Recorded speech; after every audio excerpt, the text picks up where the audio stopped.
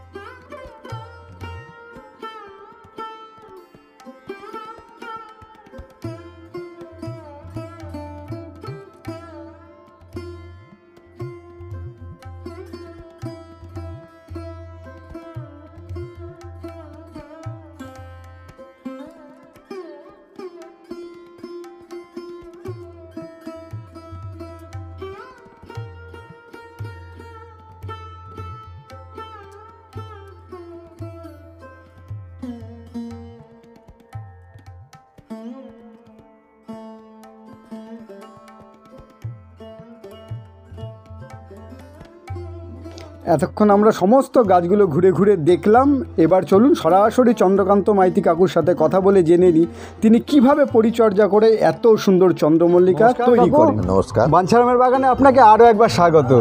কাকু, আপনি তো নিজেও জানেন যে এই আমাদের বাঞ্ছারামের বাগান ইউটিউব চ্যানেল, তার দর্শকরা কিন্তু 1 বছর ধরে অপেক্ষা করে আপনার বাগানের ফুল দেখার জন্য। তো অসাধারণ ফুল তো আপনি করেন, আমার দর্শকদের উদ্দেশ্যে আপনি কি বলেন? আমি উচ্ছাগড়ে ফুলবাড়ি চন্দ্রকান্ত মাইতি। আমি প্রতি বছরই ফুল গাছ করি এবং প্রতি সিজনই আমার ফুল গাছ থাকে। আর আমাদের এই বিশ্বজিৎ দা প্রতি বছরই আসে আমার কাছে, ফুল দেখে যায় এবং নিয়ে যায়। এবারও তাই ওরকমই এসেছে।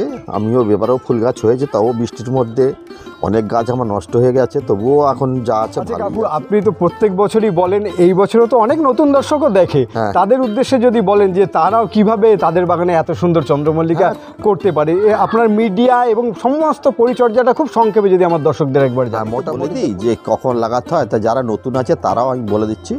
মোটামুটি জুলাই মাস থেকে কাটিং করি, জুলাই মাসেই কাটিং করবেন। আমাদের তার আগেও লোকে করে, মার্চ এপ্রিলে করে, তা আমি জুলাই মাসেই করি। আর আমি চপ করি সিন্ডারেতে। এতে আমার তো মাটির করলে শেড নেই, আমি তো বিনা শেডে করি গাছ। তা সিন্ডারে করলে কি আর কোনো শেড লাগে না। আর মোটামুটি বর্ষা যতই হোক, এত বর্ষার মধ্যে আমার গাছ ঠিক ছিল, যেহেতু সিন্ডারে আছে জল চলে যাচ্ছে। আর এতেও আমার বেশি কিছু খরচা নয়, বেশি আমি এইবার তো বেশি তোমার লাগেইনি। মোটামুটি আমি খোল আর সুফলাপনের পরে জলটা করে লিকুইড পাতলা জলের মতন করে সপ্তাহে একদিন দিয়ে আমি গাছ তৈরি করি। এবং যারা নতুন তারা এইভাবে করতে পারেন, করে দেখবেন ভালোই হয়। তো আমাদের ঘরোয়াতে জুলাই মাসে আগস্ট মাসে করলেই যথেষ্ট। এই তো আমি জুলাই মাসে গাছ কাটিং করেছি, আমার গাছ এতে এত সুন্দর হয়েছে। এতে আপনাদেরও ভালো লাগবে। বাড়িতেও যদি জায়গা থাকে করবেন। আর টবে থাকলে টবে তো মাটিতে করতে পারেন, তো মাটিতে তো বর্ষা হয় না, ওই সিন্ডারে হলেই বর্ষাতে সবসময় থাকে, জলে ঝামেলা নেই, কোনো বৃষ্টি হলেও কিছু হবে না। সেই জন্যই আমি সিন্ডারই বেশি করি এবং বিগত আমি 20 বছর ধরেই করে আসছি। আচ্ছা কাকু, এই যে আপনি এত সুন্দর গাছ করেন এবং দীর্ঘ প্রায় 20-25 বছর থেকে আপনি এই বাগান করে আসছেন, এই চন্দ্রমল্লিকা করে আসছেন, কিন্তু এর তো একটা শুরু ছিল। আপনার শুরুটা কিভাবে হয়েছিল যদি আমার দর্শকদের একটু জানান। শুরুটা হয়েছিল আমাকে এই বাসুদেবপুরে যে নুরুদ্দিন ছিল, ওর কাছ থেকে আমি সমস্ত গাছ দেখি, তো এত সুন্দর করে করতো, তো ওনার কাছ থেকেই যত সব গাছ কালেকশান করা, ওর দিকে দেখে অল্প করতে করতে করতে উনি আমাকে দিল, বুদ্ধি দিল, এইভাবে কর, বাড়িতে ভালো লাগবে। ওনার নুরুদ্দিনেরই সহায়তাই আমি এত দূর করেছি, এত সুন্দর এখন 20 বছর ধরেই করে আসছি। যদি চারার আমার কোনো আবার কোনো ভ্যারাইটিস দরকার হয়, ওনার কাছে যাই, আমি আবার ভ্যারাইটিস নিয়ে আসি। এখানে যত আমার ভ্যারাইটি আছে সব নুরুদ্দিনেরই। মানে নুরুদ্দিন দাই হচ্ছে আপনার অনুপ্রেরণা? আমার অনুপ্রেরণা, উনিই আমাকে সমস্ত কিছু শিখিয়েছে। সমস্ত ভিডিওটাতে প্রচুর মানুষ দেখবে এবং তার মধ্যে অনেকেই আছেন এই ফুল দেখে তারাও কিন্তু উদ্বুদ্ধ হবেন, তারা নিজেরাও করতে চাইবেন, যে তাদের উদ্দেশ্যে আপনি কি বলবেন? হ্যাঁ, তারা সত্যি, আপনারা যদি উদ্বুদ্ধ থাকেন আপনারা করবেন। এবং এই তো বাঞ্ছারামের বাগান আছে এবং আমি আছি, সহায়তা হলে আমি আপনাদের সময় বাঞ্ছারামের বাগানের সম্বন্ধে যা গাছ বাগানে করতে লাগে যা লাগে আমি বলে দেবো। আপনি আসলে আমার কাছে হবে বা বাঞ্ছারামের বাগানের সাথে থাকুন, উনি সমস্ত ব্যবস্থা করে দেবে, কোথায় গাছ পাওয়া যাবে, কি দিতে হবে সব উনি জানিয়ে দেবেন। ওনারা খুব ভালোই সাজেশান দেয়, খুব ভালো গাছ হয়।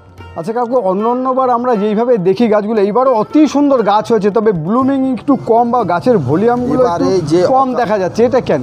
এবারে অকালে বর্ষাটা হলো এবং এক নাগাড়ে 1 সপ্তাহ ধরে বৃষ্টি হয়ে আমার গাছ কিছু তো এবার এইগুলো ব্লুমটা, যে আমার আগেরগুলো মোটামুটি সবই হতো, এবার আমার এই বর্ষার জন্য আমাকে এবার ব্লুমটা হলো না, এই আগু পিছু হয়ে গেল। নাহলে আমার প্রতি বছর সব এই সিজনে সব একসঙ্গেই ফোটে যায়। এবারে বর্ষাতে অনেক গাছও আমার আরও কম হয়ে গেল, নাহলে আরও ঝাড় হতো। বর্ষাতে 1 সপ্তাহ ধরে নষ্ট করে দিয়েছে বর্ষার জলে, যার জন্যে নাহলে আরও ভালো গাছ হতো আমার, আরও ফুল ফুটে যেত। এই জন্য এখনও ব্লুম এখনও হয়নি, এগুলো ফুটছে, ওইগুলো হয়ে গেছে, এগুলো ভালো আছে। ভালো থাকবেন।